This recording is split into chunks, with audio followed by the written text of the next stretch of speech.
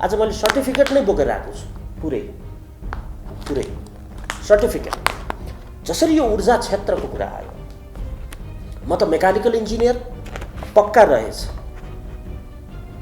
Original mechanical engineer Pulchowk क्याम्पसमा पढेको व्यक्ति रहेछु म। यो फोन है, हामीले एउटा प्रोजेक्ट गरेका रहेछौँ। त्यो प्रोजेक्ट हो सोलर टुकी, सोलरबाट बत्ती बाल्ने र गाउँमा मट्टीतेलबाट बत्ती बालेको बत्तीलाई पोल्युसन छ, यो छ, हेल्थको प्रब्लम हुन्छ भनेर यसलाई रिप्लेस गर्नुपर्छ। केरोसिन विक ल्याम्पलाई हामीले रिप्लेस गर्ने एउटा प्रोजेक्ट गरेका रहेछौँ उहाँको नेतृत्वमा। त्यो प्रोजेक्ट हामीले जनतालाई देखाउनको लागि हामीले एउटा प्रोग्राममा भाग लिएका रहेछौँ। वर्ल्ड ब्याङ्कद्वारा फन्डेड लौ न अब त केही गरौँ भन्ने एउटा प्रोग्राम आयोजना गरिएको थियो। हजुर, लौ न अब त केही गरौँ। त्यो प्रोग्राममा धेरै इन्जिनियर्सहरू आफ्नो क्षेत्रको काम गर्नेहरूको सबैको आफ्नो बुथ थियो। त्यस्तै बुथमा दिपेन्द्र कण्डेल पनि यो बत्ती यसरी बल्छ, यसले यो गर्छ, सोलरबाट आउँछ, त्यसको पावर रिजर्भ हुन्छ, ब्याट्रीको साइज यति, त्यसपछि इभिनिङमा यसले बत्ती बाल्न पाउनुहुन्छ, भोलि बिहान घाममा निकालेर राख्दै हुन्छ। नेपाल विद्युत प्राधिकरणको इन्जिनियरहरूलाई इन्फर्मेसन टेक्नोलोजी क्लास अटो क्याडको रूपमा नेपाल विद्युत प्राधिकरणको प्राङ्गण खरिपाटीमा वरिष्ठ इन्जिनियरहरूलाई मैले 15 दिन पढाएको सर्टिफिकेट पो भेटेँ मैले। विद्युत प्राधिकरणको कर्मचारीलाई, कर्मचारीहरू टेक्निकलै हो, त्यहाँ इन्जिनियर्सहरूलाई अटो क्याड पढाएको विद्युत प्राधिकरणको। र मलाई लाग्छ त्यति बेला 2005 को कुरा हो भनेको, टक्क म इन्जिनियरिङ गरेको थिएँ। सुरुमा त इन्ट्रोडक्सन क्लासहरू पनि हुन्थ्यो होला। सरको अथवा भाइको घर चाहिँ कहाँ पर्यो मैले भनेछु जस्तो लाग्छ त्यति बेला। सर, कालीगण्डकी ए प्रोजेक्ट नजिकै हो मेरो घर, स्याङ्जा भनेछु होला। यस्तै क्रममा मैले यो पनि भनेको हुनुपर्छ। हेर्नुहोस्, कालीगण्डकी ए प्रोजेक्ट 144 त बन्यो, तर यही मात्रैलाई हामीले हेर्दै बस्ने हो भने भोलि देशमा विभिन्न किसिमका समस्याहरू आउन सक्छन् है।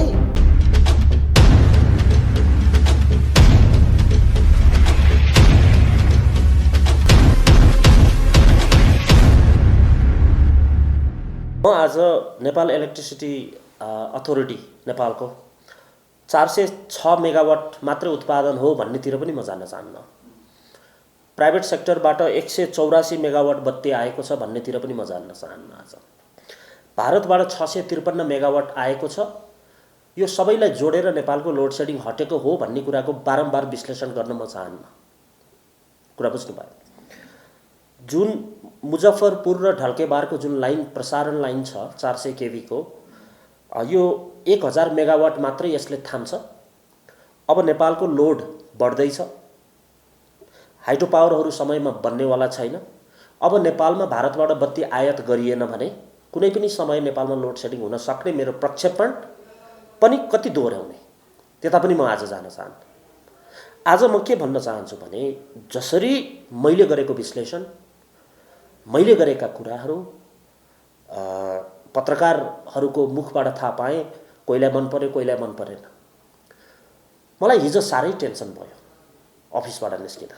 मौसमले पनि च्यालेन्ज दियो, पत्रकारहरूको पनि च्यालेन्ज आयो, भ्युवर्सहरूको च्यालेन्ज आयो, कमेन्टले त झन् डरो हान्यो। गाडी चलाउँदै थिएँ, सोचेँ अरे भाइ म त मेकानिकल इन्जिनियर पो होइन क्या हो। डकुमेन्ट खोज्नुपर्छ आज घरमा गएर। सर्टिफिकेट त पढेको जस्तो लाग्छ, 2004 मा पास भएको जस्तो लाग्छ पुल्चोक क्याम्पसबाट। सर्टिफिकेट खोज्छु भन्ने दिशामा हिजो म निस्केँ घरबाट। त्यसपछि मैले सर्टिफिकेट खोज्दै गएँ र मैले गरेको विश्लेषण त सही पो रहेछ। जुन विश्लेषण मैले गरेको थिएँ त्यो त मजबुत विश्लेषण रहेछ। किन यस्तो अभिव्यक्ति दिन दिपेन्द्र कण्डेल बाध्य हुन्छ? किन दिपेन्द्र कण्डेललाई लाइकको नम्बर बढाउन जरुरी छैन? किन वास्तविकता बोल्दाखेरि अरूको आलोचना हुन्छ भन्दैमा एकजना भए पनि बस्नुपर्छ भन्ने दिपेन्द्र कण्डेलको अडान किन यस्तो मजबुत भयो भन्ने प्रश्न धेरैले गर्नुभयो होला। त्यसलाई त मजबुत पो बनायो मेरा सर्टिफिकेटले। म केही तथ्यहरू राख्न चाहन्छु। आज मैले सर्टिफिकेट नै बोकेर आएको छु, पुरै सर्टिफिकेट। जसरी यो ऊर्जा क्षेत्रको कुरा आयो, म त मेकानिकल इन्जिनियर पक्का रहेछ, ओरिजिनल मेकानिकल इन्जिनियर पुल्चो क्याम्पसमा पढेको व्यक्ति रहेछु म। 15 वर्ष भयो सर्टिफिकेट। तपाईँ मेकानिकल इन्जिनियर पढ्नुभएको अलरेडी सर्टिफिकेट थियो भने मान्छेको कमेन्ट्स भ्युअर्सको कमेन्ट्सले गर्दा किन तपाईँ त्यसरी दोधारेपन देखाउनु? दोधारेपन भन्दा पनि म फेसबुकलाई एउटा कुरा भन्न चाहन्छु, युट्युबलाई एउटा कुरा भन्न चाहन्छु। अब आइडी बनाउँदा उमेरको आधारमा मात्र आइडी नबनाउनुहोस्, पढाइको आधार पनि राख्नुहोस्। त्यहाँ कति पढाएको छ, नपढेको मान्छेले चलाउन नपाउने। मैले भन्दैछु तपाईँलाई, जसरी हजुरले मार्केटिङ गर्नुहुन्छ, जसरी हजुरको युट्युब जान्छ, युट्युबले कस्तो मान्छेलाई हिट गर्ने भन्ने कुरा हुन्छ। नेपाल सरकारलाई हिट गर्ने हो भने त्यहाँ तल गभर्मेन्टको आइडी भन्ने थाहा हुनु पर्यो। भनेपछि यो त गभर्मेन्टमा जान्छ। पब्लिकलाई मैले बोलेको हो भने पब्लिककोमा जान्छ। त्यसकारण हामीले जस्तो विश्लेषण गरे पनि यो डाइभर्सिफाइड भयो, कहाँ कहाँ गयो कहाँ कहाँ गएन यो डिफ्रेन्ट भयो। आलोचना कहाँ कहाँबाट आयो यो डिफ्रेन्ट भयो। कस्तो व्यक्तिले आलोचना गर्यो भन्ने कुराहरूबाट बल्ल हजुरले रिसर्च गर्न सकिन्छ। होइन भने यो कमेन्टसँग डराएर हजुरको पब्लिक इनोभेसन अगाडि बढ्दैन। हिजो सर्टिफिकेट हेर्दै जाँदा त मैले 2-4वटा नयाँ सर्टिफिकेट थाहा पाएँ, दिमागमै थिएन। किन यस्तो कठोर कदम चाल्न दिपेन्द्र कण्डेल तयार हुन्छ? एउटा उदाहरण दिन मन लाग्यो पत्रकार महोदय मलाई। 2005 मा हाम्रो सर इन्जिनियर बाबुराजा श्रेष्ठको नेतृत्वमा रहेको सेन्टर फर रिन्युएबल इनर्जीमा मैले काम गर्ने मौका पाएको रहेछु।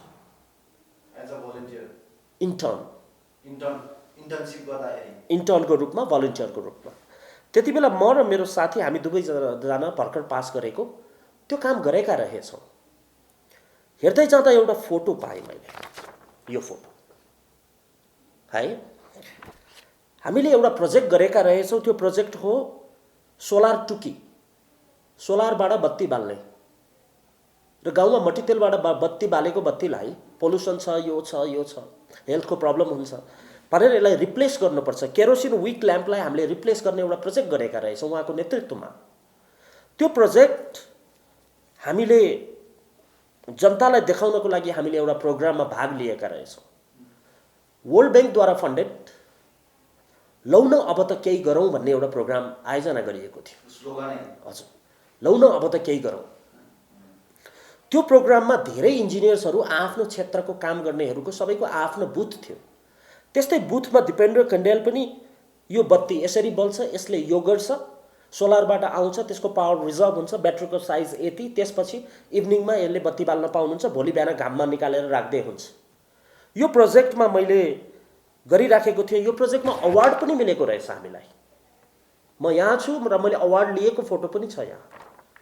र यो प्रोजेक्ट अन्तर्गत हामीले जाजरकोट लगायतको पश्चिम भेगमा हामीले धेरै यो संस्थाले centre for renewable energy engineer Baburaja श्रेष्ठले धेरै बत्ती पठाएको त्यो एउटा पात्र पनि रहेछु म।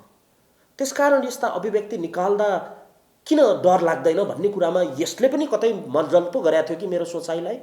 एउटा कन्सर्न। अर्को कुरा, मेकानिकल इन्जिनियरिङको लास्ट इयरमा एउटा प्रोजेक्ट गरेको रहेछु मैले। त्यो प्रोजेक्ट विराटनगरमा एउटा विन्ड मिल बनाइएको थियो, बिना इलेक्ट्रिकल इन्जिनियर, विन्डबाट जमिनको पानी तान्ने एउटा प्रोजेक्ट थियो त्यहाँ। त्यो प्रोजेक्टलाई हामीले modification of existing wind pump in Biratnagar used for ground water irrigation purpose, पानी जमिनबाट निकाल्ने, बत्ती नभइकन हावाबाट पङ्खा चल्छ, पङ्खाले पावरले तलबाट पानी निकाल्ने जुन प्रोजेक्ट थियो त्यो प्रोजेक्ट पनि मैले गरेको रहेछु। भनेपछि ऊर्जा क्षेत्रमा त दिपेन्द्र कण्डेल धेरै नजिकको पात्र रहेछ भन्ने मलाई हिजो त्यो पनि थाहा भयो। र अन्त्यमा अर्को एउटा पनि भेटेछु मैले। नेपाल विद्युत प्राधिकरणको इन्जिनियरहरूलाई इन्फर्मेसन टेक्नोलोजी क्लास अटोक्याडको रूपमा नेपाल विद्युत प्राधिकरणको प्राङ्गण खरिपाटीमा वरिष्ठ इन्जिनियरहरूलाई मैले 15 दिन पढाएको सर्टिफिकेट पो भेटेँ मैले पढाएको। ट्युसन कोचिङ भन्ने म भनौँ यसलाई कसरी बुझ्नुपर्छ भने 2004 को इन्जिनियर भन्दा 5 को इन्जिनियर तगडा हुन्छ, 5 को इन्जिनियर भन्दा 6 को इन्जिनियर तगडा हुन्छ। आज क्यामेरा हजुरको 70D छ, अबको 6 महिनापछि 90D आउँछ अथवा 100D आउँछ अथवा 200D आउँछ अबको 1 वर्षपछि। तर तपाईँले त्यो जर्नलिस्टलाई मैले 4 वर्ष भयो काम गरेको भनेर भन्नुभयो भने तपाईँले त्यो क्यामेरा चलाउन पनि जान्नुहुन्न, किन त्यो त नयाँ टेक्नोलोजीले बनाएको छ। कहिलेकाहीँ आफूभन्दा जुनियरबाट पनि धेरै कुरा सिक्न पर्ने रहेछ। टेक्नोलोजी त ट्रान्सफर हुँदै जान्छ।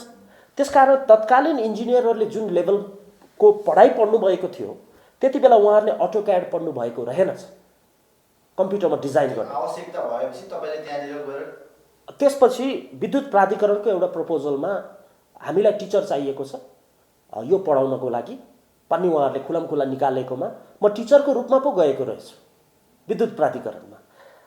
हिजो त म त 300 भोल्ट त मलाई नै लाग्यो। अब यो 420 त अब कोलाई लाग्ने हो। 15 दिन पढाएको सर्टिफिकेट पो पाएँ मैले त विद्युत प्राधिकरणको कर्मचारीलाई। कर्मचारीहरू टेक्निकलै हो, त्यहाँ इन्जिनियर्सहरूलाई अटोक्याड पढाएको विद्युत प्राधिकरणको। र मलाई लाग्छ त्यति बेला 2005 को कुरा हो भनेको, टक्क म इन्जिनियरिङ गरेको थिएँ। सुरुमा त इन्ट्रोडक्सन क्लासहरू पनि हुन्थ्यो होला। सरको अथवा भाइको घर चाहिँ कहाँ पर्यो मैले भनेछु जस्तो लाग्छ त्यति बेला। सर कालीगण्डकी ए प्रोजेक्ट नजिकै हो मेरो घर स्याङ्जा भनेछु होला। यस्तै क्रममा मैले यो पनि भनेको हुनुपर्छ, हेर्नुहोस् कालीगण्डकी ए प्रोजेक्ट 144 त बन्यो, तर यही मात्रैलाई हामीले हेर्दै बस्ने हो भने भोलि देशमा विभिन्न किसिमका समस्याहरू आउन सक्छन् है, सचेत हुनु होला। मैले भनेको हुनुपर्छ। त्यति बेला अमेरिका छोडेर गए, नेपाल छोडेर अमेरिका गए, आउँदा त यो हालत छ। यहाँ एउटा मेगावाट 445 को बनेको छैन, 15 वर्ष भयो। 2005-2 मा सुरु गरेको कालीगण्डकी ए प्रोजेक्ट 144 त्यहाँबाट आएको छ। 90,000 को अराउन्डमा नेपालमा मेगावाट बिजुली निकाल्न सक्ने क्षमता छ। यो 15-16 वर्ष त केही गरेको त देखिनँ मैले। अनि आउँछ नि सर यस्ता अभिव्यक्ति, अनि आउँछ नि सर निडरपन विश्लेषण गर्ने क्रममा। त्यस कारणले गर्दा ऊर्जा क्षेत्रसँग धेरै नै नजिक जोडिएको पात्रको रूपमा दिपेन्द्र कण्डेल आज म आफैलाई प्रमाणित गरेँ डकुमेन्ट हेरेर। ऊर्जा क्षेत्रको सबैभन्दा नजिकको पात्र कोही हुन्छ भने त्यो मेकानिकल इन्जिनियर हुन्छ। बिना इलेक्ट्रिकल इन्जिनियर पनि हामीले ऊर्जा भनेको हामीले पावर निकाल्न सक्छौँ। जस्तो पानी घट्ट सुन्नु भएको छ, त्यहाँ इलेक्ट्रिकल इन्जिनियरको कुनै कुरा हुँदैन। पानीको पावरलाई पंखामा घुमाएर माथि मोटर घुमाएर हामीले के अरे यो मकै पिन्ने, दाल पिन्ने, चामल पिन्ने काम गरिन्छ। यो मेकानिकल इन्जिनियरको काम हो सर। र म मेकानिकल इन्जिनियर भएर यस्ता प्रोजेक्टमा अगाडि बढेको भएर, हाइड्रो पावरको स्टडी गरेको भएर, कुलेखानीको प्रोजेक्ट गरेको भएर, टर्बाइन बनाउने हाम्रो माछा पुच्छ्रे मेटल वर्क्स पोखराको औद्योगिक क्षेत्रभित्र गएर प्रोजेक्ट गरेको भएर मलाई लाग्छ मैले गलत पाएको विद्युत प्राधिकरण त्यही भएर नै हुन सक्छ। चक्रजी यति नै मेरो कुरा हो। तपाईले भने जस्तै जतिखेर म नेपाल छोडेर अमेरिका गएँ त्यतिखेर जुन प्रोजेक्टहरू नेपालमा चलिरहेको थियो त्यो सम्पन्न भयो, त्यति नै मात्र रहेछ। तपाईँ नेपाल फर्केर आउँदाखेरि म त अचम्म परेको छु। अहिले हेर्दा त म त सामाजिक सञ्जालमा हेर्थेँ ऊर्जा क्षेत्र त एकदमै अगाडि बढेको छ, ऊर्जा क्षेत्र त वाह छ सबैभन्दा देशको। हेर्नुहोस् देशमा दुईटा अर्थतन्त्र हुन्छ, एउटा व्यक्तिले काम गरेको अर्थतन्त्र हुन्छ, एउटा प्रकृतिले दिएको अर्थतन्त्र हुन्छ। जस्तो दुबईको कुरा गरौँ, दुबईमा प्रकृतिले दिएको अर्थतन्त्र भनेको त्यहाँको पेट्रोल हो। एउटा मात्रै अर्थतन्त्र छ त्यहाँ, त्यो पेट्रोल हो, त्यो प्रकृतिले दिएको हो। तर जुन तरिकाबाट दुबईमा इनोभेसन काम गरेर विश्वभरिको बिजनेस त्यहाँ गरेको छ नि, यो म्यान मेड वर्क हो, त्यो मान्छेले गरेको हो। तर हाम्रो देशमा हेर्नुहोस्, हाम्रो देशमा कृषिको कुरा गरिन्छ नि, उत्पादन जमिन, माटो, पहाडको मल तराईमा यो हाम्रो प्रकृतिले दिएको। कोही मान्छे नभए पनि प्रकृतिले मल लगेर तराईमा झार्छ। यो प्रकृतिको हामीले सदुपयोग गर्न सकेनौँ। र यो भन्दा ठुलो एग्रिकल्चर भन्दा ठुलो, एग्रिकल्चर त विश्वमा अरू देशमा पनि होला, तर हाइड्रो पावर जुन तरिकाको नेपालमा बनाउन सकिन्थ्यो, यसमा नेपाल चुकेको पाइयो। र अबको नेपालको विकास सबैले कृषि मात्रै भन्छ नि, पनि हो, तर कृषिलाई जित्ने हाइड्रो पावर हो। कृषिभन्दा अझ नेपालको इकोनोमिकलाई ग्रोथ गर्नको लागि हाइड्रो पावर हो। किन हाइड्रो पावर हो भन्दा रिन्युएबल एनर्जी, सस्टेनेबल डेभलपमेन्ट गोलमा हामीले अरू देशमा, सबै देशमा तरकारी उत्पादन हुन सक्छ खाडी मुलुक बाहेक, तर हाइड्रो उत्पादन धेरै कम देशमा हुन्छ, धेरै कम देशमा हुन्छ। त्यसकारण कृषि कृषि कृषि मात्र होइन, आज दिपेन्द्र कण्डेलले एउटा शब्द थपिदिएको छ, कृषिलाई जित्ने नेपालको हाइड्रो पावर हो। यसलाई प्रयोग नेपाल सरकारले गर्नुपर्छ र नेपाली जनताले पनि गर्नुपर्छ। 144 मेगावाटको 15 वर्षको अगाडिको बत्ती, त्यो पनि दिपेन्द्र कण्डेल नै मुछिनी स्याङ्जा जिल्लाको लिएर हामी यस्तो चलचित्रको काम चाहिँ गर्न जरुरी छैन। देश बनाउने हो कि व्यक्ति बनाउने हो? व्यक्तिलाई प्रधानमन्त्री बनाउने हो कि देश बनाउनलाई प्रधानमन्त्री बनाउने हो? प्रधानमन्त्री बन्नको लागि राजनीति हो कि देश बन्नको लागि राजनीति? कसैको, सबैको आफ्नो क्षमता हुन्छ। कोहीले समाजसेवामा उत्तम काम गरेका छन्, कोहीले सञ्चार क्षेत्रमा उत्तम काम गरेका छन्, ऊर्जा क्षेत्रमा पनि उत्तम काम गर्नेहरू छन्। सबैले आफ्नो क्षेत्र समात्ने हो, काम गर्ने हो। तर आर्थिक रूपमा, राजनीतिक रूपमा जुन तरिकाबाट यो लोड सेडिङ हटेको छ, हटाउनलाई प्रमुख भूमिका खेल्ने कुलमानजीलाई मेरो जहिले पनि सलाम छ।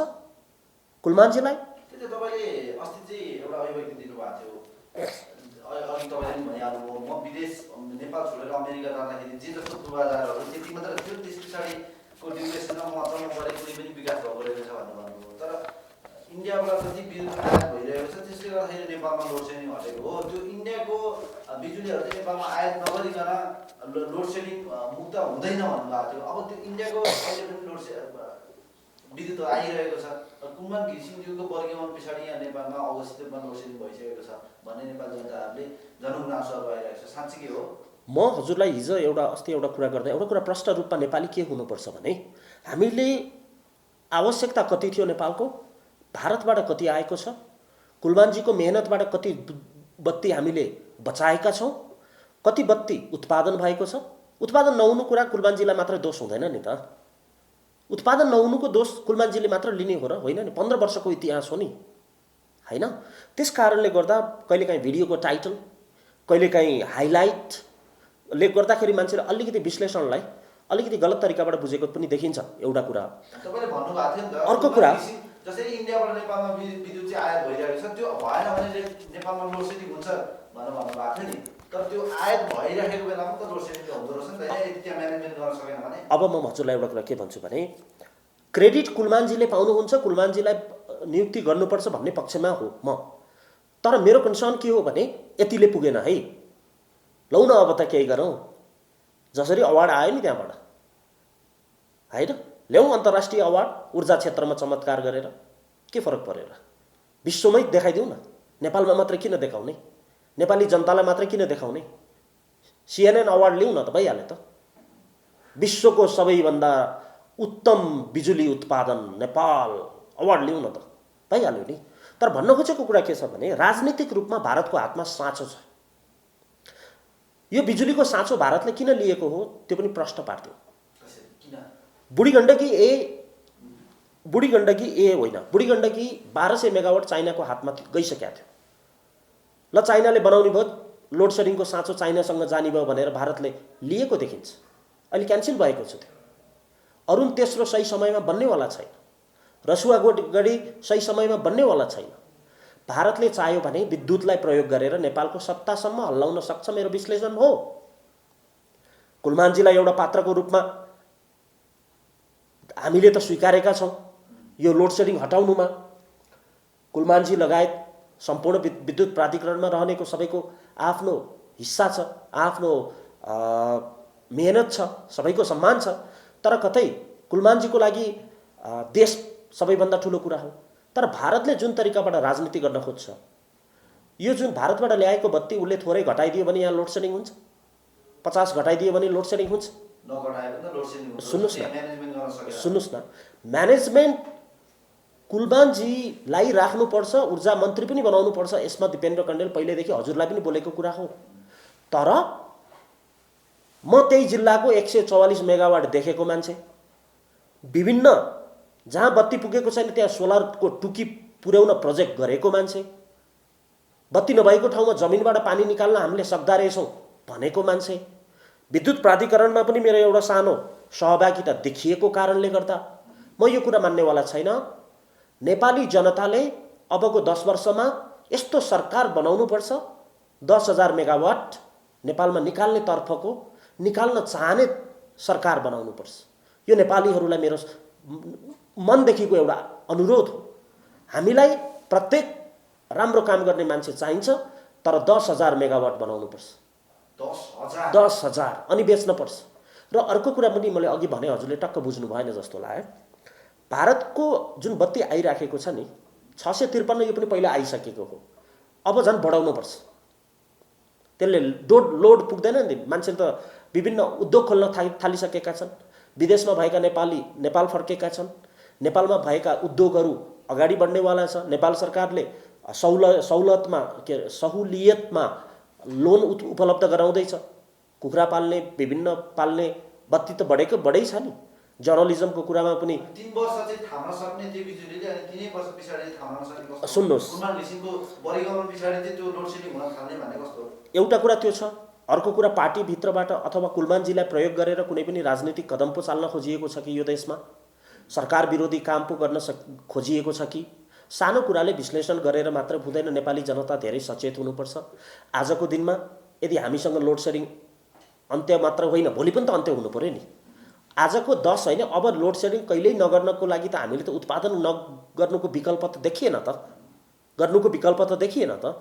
त्यसकारण बिना उत्पादन हामी हाई भन्दा पनि उत्पादनलाई जोड दिने दिपेन्द्र कण्डेलको यो शब्द नेपाली जनताले यदि हेर्नुभएको छ भने जिन्दगीभरि राखे हुन्छ। जबसम्म नेपालमा आफू सक्षम भइँदैन, हाम्रो लोड सेडिङ कहिले हट्छ र हट्दैन भन्ने कुराको साँचो भारतसँग हुन सक्छ। अर्को कुरा, 1,000 मेगावाटभन्दा बढी ट्रान्सफर गर्न नसकिने देखिन्छ। मैले हेरेको डेटा रङ छ भने सच्याउँला। 1,000 भन्दा 600 अराउन्ड 700 कति आइसकेका छ। अब 300 मेगावाटभन्दा थाम्दैन। त्यसको लागि नयाँ ट्रान्समिसन लाइन सायद एमसिसी पो हो कि भन्नेतिर पनि दिपेन्द्र कण्डेलको विश्लेषण अगाडि गएको छ। र एमसिसीको लाइनबाट भारतमा बिजुली बेच्छौँ भन्ने कुरा चाहिँ राजनीतिक रूपमा फाइदाको कुरा भयो। अब हामीले भारतबाट बिजुली ल्याउँछौँ भने राजनीतिक कुरामा फाइदाको कुरा भएन। तसर्थ भारतलाई बत्ती बेच्ने न्युमा, जनतासँग अभिमत लिने न्युमा ट्रान्समिसन लाइन बनाउने, तर त्यो ट्रान्समिसन लाइनमा भारतबाट बिजुली आएको नेपालीले त देख्नेवाला छैन नि। यसरी लोड सेडिङ हट्न सक्छ भन्नेतिर पनि दिपेन्द्र कण्डेलको राजनीतिक विश्लेषण अगाडि बढेको छ। र यसका प्रमाणहरू के छन्? हाइड्रो पावरहरू समयमा बनेका छैनन्। 1200 मेगावाटको क्यान्सिल भएको छ। भारतलाई बिजुली नेपालले अब 5 वर्षमा बेचेर देखायो भने त्यति बेला बहस गरौँला, लेखेर राख्नुहोस्। नेपालबाट अबको 5 वर्षसम्म भारतलाई बिजुली बेच्न सक्ने अवस्था छैन? मैले देखेको छैन। अहिले पनि बिक्री भइरहेको छ? मैले देखेको छैन। कहाँ बिक्री हुन्छ? युद्धमा पो उताबाट कहाँ बिक्री हुन्छ? बर्खाबाट नेपालबाट न। हजुरको डिमान्ड हेर्नुहोस् न सर, 500 पनि छैन नेपाल इलेक्ट्रिसिटी अथोरिटीको। नेपाल सरकारको हातमा 500 पनि छैन। नेपाल सरकारले प्राइभेटाइजेसन अथवा प्राइभेट गभर्नमेन्टसँग मिलेर लोड सेडिङको काम, के अरे यो बत्तीको काम गरेको छ। यो पनि गलत हो, किनभने हामी समाजवादको कुरा गर्छौँ। नेपाल कम्युनिस्ट पार्टी समाजवादको कुरा गर्छ, तत्कालीन माओवादी समाजवादको कुरा गर्छ, तराईमा हुने जनता समाजवादी समाजवादको कुरा गर्छ। विभिन्न राजनीतिक दल नेपाली कांग्रेस समाजवादमा ढल्किसकेको छ। समाजवादको नाममा आधारभूत शिक्षा, स्वास्थ्य, बत्ती, बाटो र पानी, कुरा बुझ्नुभयो? बाटो यो व्यक्तिले बनाउने होइन, यो सरकारले बनाउने हो। बत्ती व्यक्तिले ट्रान्समिसन लाइन जोड्न सक्दैन, सरकारले गर्ने हो। युनिटको पैसा हामी तिर्छौँ। पानी हामीले मेलम्चीको ल्याउन सकिँदैन, सरकारले ल्याइदिने हो। मिटर अनुसार पानी हामी तिर्छौँ, पानीको पैसा। अर्को कुरा स्वास्थ्य र शिक्षा, पैसा महँगो भएको छ, शिक्षाको लागि स्वास्थ्यको लागि महँगो भएको छ। यस्ता आधारभूत कुरामा पनि नेपाल सरकारले समाजवादको उदाहरण दिन नसक्नुलाई, यो समाजवादको नारा पनि देखावटी नारा हो कि तिर दिपेन्द्र कण्डेलको राजनीतिक विश्लेषण पनि जाने गर्छ चक्रजी। अब नि कुलमान घिसिङज्यूको परिगमन पछाडि चाहिँ नेपाली जनताले जसरी एउटा आङ्कालन गरेको थिए, गेस गरेका थिए, अब लोड सेडिङ हुन सक्छ फेरि भनेको त्यो अभिव्यक्तिहरू दिइरहेको थियो, त्यो चाहिँ प्रमाणित हुन थाल्यो होइन। लोड सेडिङ हुन सक्छ, कुलमान घिसिङजीलाई राख्नुपर्छ भन्ने मेरो मान्यता छ।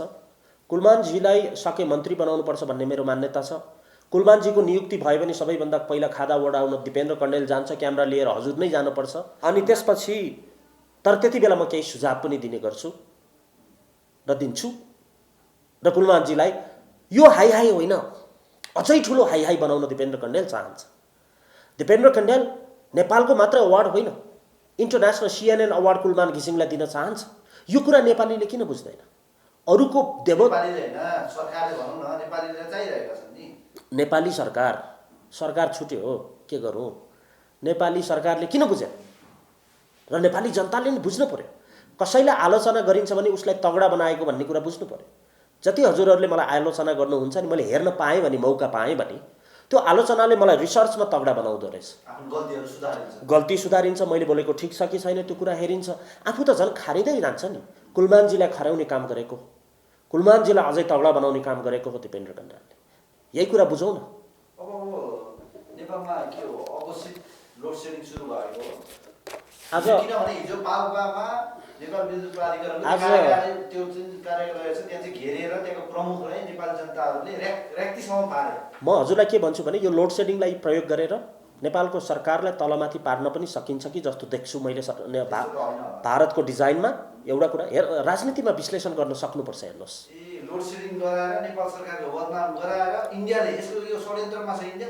मलाई अहिलेको जुन यो चलिरहेछ नि प्रकरण, यसमा प्रमुख हात इन्डियाको छ भन्ने मेरो प्रष्ट बुझाइ छ, पहिलो कुरा। र विश्लेषण गर्न धेरै 20 वर्षपछि पनि हजुरको विश्लेषण राइट हुने गर्छ। आज अमेरिकाले बनाएको कोरोना कसले बनाएको रहेछ देखाइदिए भइहाल्यो त। कसैले बनाएको नबनेपछि अमेरिकाले त भएन त्यो। कि मलाई देखाउनु पर्यो क्यानाडाले बनाएको? ठोके बोल्दै कि चाइनाले बनाएको प्रमाण दिन पर्यो? कसैले पनि नबनाएको भयो भने त बनाएको त भयो। कहाँबाट भयो त? सबलाई हटाउनुहोस् त, अमेरिका बाँकी हुन्छ नि 200 देशमा। त्यस कारणले यसलाई राजनीतिक विश्लेषण हामी गर्नुपर्छ र गरिन्छ। र अघि भन्दै हुनुहुन्थ्यो हजुरले लोड सेडिङको कुरा। हजुरको फोन अघि मैले बिहान 15 मिनट जति रिङ गयो, मैले उठाउन पाइनँ। त्यति बेला मैले इन्भर्टर सफा गर्दै थिएँ। हजुर, लोड सेडिङ हुन सक्छ यो देशमा कुनै पनि समय। त्यही त अहिले व्यवसायहरूले पनि भन्न थालेको छ नि त, पहिला हाम्रो इन्भर्टरै बिक्री हुँदैन थियो, अहिले फ्याटफुट मान्छेले किन्न थालिसकेका छन् भनेपछि त लाइन गएरै त होला। लाइन नगइकन किन किन्थ्यो होला? त्यो हुन सक्छ, लाइन जान सक्छ, लोड सेडिङ हुन सक्छ। यसको लागि हामी सबै नेपाली सचेत हुनुपर्छ। लोड सेडिङ भयो भने यसको सबैभन्दा उत्तम विकल्प भनेको नेपालको हाइड्रो पावरबाट बत्ती निकालेर नेपाललाई सबैभन्दा मजबुत बनाउनु नै हाम्रो भविष्यको बाटो कोरिन्छ चक्रजी। यति नै बुझौँ आज। भनेपछि अब पहिला चाहिँ आफू भोगे बस्ने कि हैन खाएर बस्ने भन्ने चाहिँ आफ्नो खेतबारीमा उत्पादन गर्न थाल्नु पर्यो हैन, अरूकोबाट मागेर ल्याउने, सापटी ल्याउने नगरौँ। केही समयलाई सापटी ल्याउन सक्नुहुन्छ तपाईले, 1 वर्ष 2 वर्ष सापटी ल्याउन सक्नुहुन्छ।